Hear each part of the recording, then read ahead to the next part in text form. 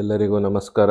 ವಿಷ್ಣುಸ್ ಕಿಚನ್ಗೆ ಸ್ವಾಗತ. ಇವತ್ತು ನಾನು ಹಲಸಿನಕಾಯಿಯ ಪಲಾವ್ ಮಾಡೋವಂಥ ರೆಸಿಪಿನ ತೊಗೊಂಡು ಬಂದಿದ್ದೀನಿ. ಇದು ಅಷ್ಟೇ ತುಂಬಾ ರುಚಿಯಾಗಿರುತ್ತೆ. ನಾವು ಮಾಮೂಲಾಗಿ ಹಲಸಿನಕಾಯಿಂದ ಹುಳಿ ಮತ್ತು ಹಲಸಿನಕಾಯಿ ಪಲ್ಯ ಈ ಥರದ್ದನ್ನೇ ಮಾಡ್ತಾಯಿರ್ತೀವಿ. ಮತ್ತು ಈಗೀಗ ತುಂಬ ಹಲಸಿನಕಾಯಿ ಅಡುಗೆಗಳು ಜನಪ್ರಿಯ ಆಗ್ತಾ ಇದೆ. ಅದರಲ್ಲಿ ಹಲಸಿನಕಾಯಿ ಪಲಾವು ಸಹ ಒಂದು. ಇದು ನಾನು ನನ್ನದೇ ಆಗಿರೋಂಥ ಒಂದು ಶೈಲಿನಲ್ಲಿ ಇದನ್ನು ಮಾಡಿದ್ದೀನಿ. ತುಂಬಾ ಚೆನ್ನಾಗಿ ಬಂದಿತ್ತು ಮತ್ತು ತುಂಬಾ ರುಚಿಯಾಗೂ ಸಹ ಇತ್ತು. ಅದರಲ್ಲೂ ಈ ಒಂದು ಈರುಳ್ಳಿ ರಾಯ್ತದ ಜೊತೆಯಲ್ಲಿ ಅದ್ಭುತವಾಗಿರೋವಂಥ ರುಚಿ ಬಂದಿತ್ತು. ಇದನ್ನು ಮಾಡೋದಕ್ಕೆ ಅರ್ಧ kg ಅಕ್ಕಿ ತೊಗೊಂಡಿದ್ದೀನಿ. ಅದನ್ನು ಅಳ್ಕೊಂಡಿದ್ದೀನಿ. ಅರ್ಧ ಸೇರು ಮತ್ತು ಒಂದು ಹಿಡಿ. ಇದನ್ನು ತೊಳೆದ್ಬಿಟ್ಟು ಒಂದು 20ರಿಂದ 30 ನಿಮಿಷ ನೆನೆಸ್ಕೊಳ್ಬೇಕು. ಅರ್ಧ ಗಂಟೆ ನೆನೆಯೋಕ್ಕೆ ಇಟ್ಬಿಡೋಣ ಇದನ್ನು. ಈಗ ಒಂದು ಮಿಕ್ಸರ್ ಜಾರ್ಗೆ 1 ಕಪ್ಪಷ್ಟು ಸಾಂಬಾರು ಈರುಳ್ಳಿ ಮತ್ತು 1 ಟೊಮೆಟೊ ಮತ್ತು 1 ಇಂಚಷ್ಟು ಹಸಿ ಶುಂಠಿ ಇದನ್ನು ನುಣ್ಣಗೆ ಪೇಸ್ಟ್ ಮಾಡಿ ಪಕ್ಕ ಇಟ್ಕೊಳ್ಳೋಣ. ನೀರೆಲ್ಲ ಏನು ಹಾಕೋದು ಬೇಡ. ಇದನ್ನು ಸಣ್ಣದಾಗಿ ಹೆಚ್ಚಿನೂ ಹಾಕ್ಕೋಬೋದು ಈರುಳ್ಳಿ ಟೊಮೆಟೊ, ಬಟ್ ಈ ಥರ ಮಾಡಿದರೆ ತುಂಬ ಚೆನ್ನಾಗಿರುತ್ತೆ. ಈಗ ಒಂದು ಪ್ರೆಷರ್ ಕುಕ್ಕರ್ ತೊಗೊಳ್ಳೋಣ. ಅದಕ್ಕೆ 2 ಟೇಬಲ್ ಸ್ಪೂನ್ ಎಣ್ಣೆ ಮತ್ತು 2 ಟೇಬಲ್ ಸ್ಪೂನು ತುಪ್ಪ ಸೇರಿಸ್ಕೊಳ್ಳೋಣ. ಇದೆಲ್ಲ ಕಾಯ್ತಿದ್ದಂಗೆ 1 ಟೀ ಸ್ಪೂನು ಸೋಂಪು ಕಾಳು, ಒಂದು ಸ್ವಲ್ಪ ಕಸೂರಿ ಮೇಥಿ ಸೇರಿಸ್ಕೊಳ್ಳೋಣ. ಹಾಗೆ ಅದ್ರ ಜೊತೆಗೇ ಒಂದು ಪಲಾವ್ ಎಲೆ, ಒಂದು 2 ಇಂಚಷ್ಟು ಚಕ್ಕೆ, ಒಂದು 5 ಲವಂಗ, 2 ಏಲಕ್ಕಿ, 2 ದೊಡ್ಡ ಮೊಗ್ಗು, ಒಂದು ಚಕ್ರ ಮೊಗ್ಗು, ಒಂದು ಸ್ವಲ್ಪ ಕಲ್ಲು ಹೂವು ಪಾಚಿ ಇದನ್ನು ಸಹ ಸೇರಿಸ್ಕೊಳ್ಳೋಣ. ಮತ್ತು ಒಂದು 5-6 ಹಸಿಮೆಣ್ಸಿನ್ಕಾಯಿ. ಸೀಳೋದು ಹೆಚ್ಚೋದು ಎಲ್ಲ ಏನು ಬೇಡ, ಹಾಗೆ ಹಾಕಿಬಿಡೋಣ. ಒಂದು ಸ್ವಲ್ಪ ಹೊತ್ತು ಮುಚ್ಚಿಟ್ಕೊಳ್ಬೇಕು. ಅದು ಸಿಡಿಯೋ ಅಂಥ ಸಂದರ್ಭ ಇರುತ್ತೆ, ಅದಕ್ಕೋಸ್ಕರ ಅಷ್ಟೇ. ಒಂದು ಸಲ ಇದನ್ನೆಲ್ಲ ಕೈ ಆಡ್ಕೊಳ್ಳೋಣ. ಇದನ್ನೆಲ್ಲ ಒಂದು ಸಲ ಕೈ ಆಡ್ಕೊಂಡ್ಮೇಲೆ ಇದಕ್ಕೆ 1 ಸಣ್ಣ ಕಪ್ಪಷ್ಟು ಹೆಚ್ಚಿರೋಂಥ ಪುದೀನ, ಹಾಗೆಯೇ ಒಂದು ಅರ್ಧ ಕಪ್ಪಷ್ಟು ಕೊತ್ತಂಬರಿ ಸೊಪ್ಪು ಸಣ್ಣದಾಗಿ ಹೆಚ್ಚಿಬಿಟ್ಟು ಅದನ್ನು ಸೇರಿಸ್ಕೊಳ್ಳೋಣ. ಸೇರಿಸ್ಬಿಟ್ಟು ಇದನ್ನೆಲ್ಲ ಎಣ್ಣೆನಲ್ಲೇ ಚೆನ್ನಾಗಿ ಬಾಡಿಸ್ಕೊಳ್ಬೇಕು, ಜೋರೂರಿನಲ್ಲೇ. ಈ ಎಲೆಗಳೆಲ್ಲ ಎಣ್ಣೆನಲ್ಲಿ ಚೆನ್ನಾಗಿ ಬಾಡಿ ಒಣಗ್ದಂಗೆ ಆಗಬೇಕು. ಅಲ್ಲಿವರೆಗೂ ಇದನ್ನು ಕೈ ಆಡ್ಕೊಳ್ಬೇಕು. ಆಮೇಲೆ ಇದಕ್ಕೆ ನಾವು ಪೇಸ್ಟ್ ಮಾಡಿ ಇಟ್ಕೊಂಡಿದ್ವಲ್ಲ ಈರುಳ್ಳಿ, ಟೊಮೆಟೊ, ಶುಂಠಿ, ಅದನ್ನು ಇದ್ರ ಜೊತೆಗೆ ಸೇರಿಸ್ಕೊಳ್ಳೋಣ.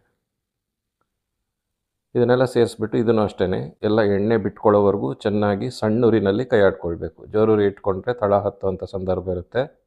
ಅದಕ್ಕೋಸ್ಕರ ಚೆನ್ನಾಗಿ ಎಣ್ಣೆ ಬಿಟ್ಕೊಳ್ಳೋವರೆಗೂ ಈ ಥರ ಕೈ ಆಡ್ಕೊಳ್ಬೇಕು ಇದನ್ನು. ಆಮೇಲೆ ಇದಕ್ಕೆ ಈ ಥರ ದಪ್ಪ ದಪ್ಪ ಹೋಳುಗಳಾಗಿ ಹೆಚ್ಚಿರೋಂಥ ಹಲಸಿನಕಾಯಿ, ನಾನೊಂದು ಸಣ್ಣ ಹಲಸಿನಕಾಯಲ್ಲಿ ಅರ್ಧ ಭಾಗ ಹಾಕ್ಕೊಂಡಿದ್ದೀನಿ. ಒಂದು 300ರಿಂದ 400 ಗ್ರಾಮ್ ಇರ್ಬೋದು. ಒಂದು 20 ಹೋಳವರೆಗೂ ಇರ್ಬೋದು. ಇದು ದಪ್ಪ ದಪ್ಪ ಹೋಳುಗಳು. ಜಾಸ್ತಿ ಹಾಕಬಾರ್ದು, ಜಾಸ್ತಿ ಹಾಕಿದರೆ ಚೆನ್ನಾಗಾಗಲ್ಲ. ಒಂದು ಸ್ವಲ್ಪನೇ ಹಾಕ್ಕೋಬೇಕು. ಈಗ ಇದಕ್ಕೆ ರುಚಿಗೆ ತಕ್ಕಷ್ಟು ಉಪ್ಪನ್ನು ಸೇರಿಸ್ಕೊಳ್ಳೋಣ. ಆಮೇಲೆ ಕಾಬೂಲ್ ಕಡಲೆ ಅಂದರೆ ಬೇಯಿಸಿಟ್ಕೊಂಡಿರೋದು, ಇದು ನೆನೆಸಿ ಬೇಯಿಸಿಟ್ಕೊಂಡಿರೋದು. ಒಂದು 3 ವಿಷಲ್ 4 ವಿಷಲ್ ಬೇಯಿಸಿಟ್ಕೊಂಡಿರೋಂಥ ಕಾಬೂಲ್ ಕಡಲೆ 1 ಕಪ್ಪಷ್ಟು ಸೇರಿಸ್ಕೊಂಡಿದ್ದೀನಿ. ಒಂದೊಂದು ಕಾಳು ಸಿಕ್ಕರೆ ಚೆನ್ನಾಗಿರುತ್ತೆ ರುಚಿ ಹಾಗೆ ಅಂತ. ಈಗ ಇದಕ್ಕೆ ಒಂದು 2 ಟೀ ಸ್ಪೂನ್ ಅಚ್ಕಾರದ ಪುಡಿ, 1.5 ಟೀ ಸ್ಪೂನ್ ಧನಿಯಾ ಪುಡಿ, ಅರ್ಧ tea spoon garam masala, 1/4 tea spoon ಅರಿಶಿಣ ಪುಡಿ ಮತ್ತು 1/4 ಟೀ ಸ್ಪೂನ್ ಇಂಗು, ಇದಿಷ್ಟು ರೆಡಿ ಮಸಾಲೆಗಳನ್ನು ಸೇರಿಸ್ಬಿಟ್ಟು ಇದನ್ನು ಅಷ್ಟೇ ಸಣ್ಣೂರಿನಲ್ಲಿ ಅದ್ರ ಜೊತೆಯಲ್ಲಿ ಚೆನ್ನಾಗಿ ಕೈ ಆಡ್ಕೊಳ್ಳೋಣ. ಈಗ ಇದಕ್ಕೆ ಒಂದು ಸ್ವಲ್ಪ ನೀರು ಸೇರಿಸ್ಕೊಳ್ಬೇಕು. ರುಬ್ಬಿದ್ವಲ್ಲ ಜಾರು, ಅದಕ್ಕೆ ಒಂದು ಸ್ವಲ್ಪ ನೀರು ಸೇರಿಸ್ಬಿಟ್ಟು ಅದನ್ನು ಇದಕ್ಕೆ ಸೇರಿಸ್ಕೊಳ್ಳೋಣ. ಸೇರಿಸ್ಬಿಟ್ಟು ಇದನ್ನು ಸಣ್ಣೂರಿನಲ್ಲಿ ಒಂದು ಸ್ವಲ್ಪ ಉಪ್ಪು, ಖಾರ, ಮಸಾಲೆ ಎಲ್ಲ ಹೋಳುಗಳಿಗೆ ಚೆನ್ನಾಗಿ ಹೀರ್ಕೊಳ್ಬೇಕು. ಅದಕ್ಕೋಸ್ಕರ ಒಂದು ಸ್ವಲ್ಪ ಬೇಯಿಸ್ಕೊಳ್ಬೇಕು. ಇದನ್ನು ತಟ್ಟೆ ಮುಚ್ಚಿ 1 ನಿಮಿಷ 2 ನಿಮಿಷ ಬೇಯಿಸ್ಕೊಳ್ಳೋಣ ಚೆನ್ನಾಗಿ. ಆಮೇಲೆ ಇದಕ್ಕೆ ಒಂದು ಅರ್ಧ ಕಪ್ಪು ಮೊಸರು ಸೇರಿಸ್ಕೊಳ್ಳೋಣ. ನಾವು ಹಾಕಿರೋ ಉಪ್ಪು, ಖಾರ, ಮಸಾಲೆ ಎಲ್ಲ ಬ್ಯಾಲೆನ್ಸ್ ಮಾಡುತ್ತೆ. ಅದಕ್ಕೋಸ್ಕರ ಒಂದು ಅರ್ಧ ಕಪ್ಪು ಮೊಸರು ಸೇರಿಸ್ಕೊಳ್ಳೋಣ. ಮೊಸರು ಸೇರಿಸ್ಬಿಟ್ಟು ಮತ್ತೆ ಇದನ್ನು ಒಂದು ಸ್ವಲ್ಪ ಚೆನ್ನಾಗಿ ಬೆರೆಸ್ಕೊಳ್ಬೇಕು. ಸಣ್ಣೂರಿನಲ್ಲೇ ಎಣ್ಣೆ ಎಲ್ಲ ಬಿಟ್ಕೊಳ್ಬೇಕು. ಅಲ್ಲಿವರೆಗೂ ಇದನ್ನು ಚೆನ್ನಾಗಿ ಈ ಥರ ಬೇಯಿಸ್ಕೊಳ್ಬೇಕು. ಹೋಳೆಲ್ಲ ಏನು ಬೇಯೋದು ಬೇಡ. ಅಂದರೆ ನಾವು ಕುಕ್ಕರಲ್ಲೇ ಕೂಗಿಸೋದ್ರಿಂದ 2 ವಿಷಲ್ ಕೂಗಿಸ್ಕೊಳ್ತೀವಿ, ಹೋಳೆಲ್ಲ ಬೇಯುತ್ತೆ. ಅದಕ್ಕೋಸ್ಕರ ಮಸಾಲೆ ಹೀರ್ಕೊಳ್ಬೇಕು ಮೇಯ್ನಾಗಿ ಹೋಳು, ಅದಕ್ಕೋಸ್ಕರ. ಈಗ ಇದಕ್ಕೆ 2ರಷ್ಟು ನೀರು ಸೇರಿಸ್ಕೊಳ್ಳೋಣ. ನಾವು ಎಷ್ಟು ಅಕ್ಕಿ ತೊಗೊಂಡಿರ್ತೀವಿ 1ಕ್ಕೆ 2ರಷ್ಟು ನೀರು. ಇದು ರಾ ರೈಸ್ ತೊಗೊಂಡಿರೋದು, ಸೋನಾ ಮಸೂರಿ ರಾ ರೈಸು. ಅದಕ್ಕೋಸ್ಕರ 1ಕ್ಕೆ 2 ನೀರು ಧಾರಾಳವಾಗಿ ತೊಗೊಳುತ್ತೆ, ಏನು ತೊಂದರೆ ಇಲ್ಲ. ಇದನ್ನು ಕುದಿಯಕ್ಕೆ ಬಿಟ್ಬಿಡೋಣ. ಈಗ ಈ ಥರ ಎಲ್ಲ ಕುದಿ ಬಂದಾಗ ಇದಕ್ಕೆ ನಾವು ನೆನೆಯಕ್ಕೆ ಇಟ್ಟಿದ್ವಲ್ಲ ಅಕ್ಕಿ, ಅದರ ನೀರೆಲ್ಲ ಬಸಿದ್ಬಿಟ್ಟು ಇದಕ್ಕೆ ಸೇರಿಸ್ಕೊಳ್ಳೋಣ. ಒಂದು 20ರಿಂದ 30 ನಿಮಿಷ ಅಕ್ಕಿ ನೆಂದ್ರೇ ಚೆನ್ನಾಗಾಗೋದು. ಅದೆಲ್ಲ ಹೋಗಬೇಕು, ಅದರಲ್ಲಿರುತ್ತಲ್ಲ ಇದ್ರಂಶ ಎಲ್ಲ ಹೋಗಬೇಕು ಅಕ್ಕಿನಲ್ಲಿರೋದು. ಅದಕ್ಕೋಸ್ಕರ ನೆನೆಸ್ಕೊಳ್ಳೋದು ರಾ ರೈಸ್ನ. ಈಗ ಇದನ್ನು ಕುದಿಸ್ಕೊಳ್ಬೇಕು. ಈಗ ಇದೆಲ್ಲ ಕುದಿ ಬರ್ತಾ ಇದೆ. ಈ ಥರ ಕುದಿ ಬಂದಾಗ ಇದನ್ನು ಒಂದು ಸಲ ಬೆರೆಸ್ಕೊಳ್ಬೇಕು. ತಳಗಿಳ ಹತ್ತೋ ಸಂದರ್ಭ ಇರುತ್ತೆ, ಅದಕ್ಕೋಸ್ಕರ ಒಂದು ಸಲ ಬೆರೆಸ್ಬಿಟ್ಟು ಇದನ್ನು ಮುಚ್ಚಳ ಮುಚ್ಚಿ 2 ವಿಷಲ್ಲು ಕೂಗಿಸ್ಕೊಳ್ಳೋಣ. 2 ವಿಷಲ್ ಕೂಗಿ ಕುಕ್ಕರೆಲ್ಲ ಆರಿ ಪೂರ್ತಿ ತಣ್ಣಗಾದ್ಮೇಲೆ ಕುಕ್ಕರ್ ಓಪನ್ ಮಾಡಬೇಕು.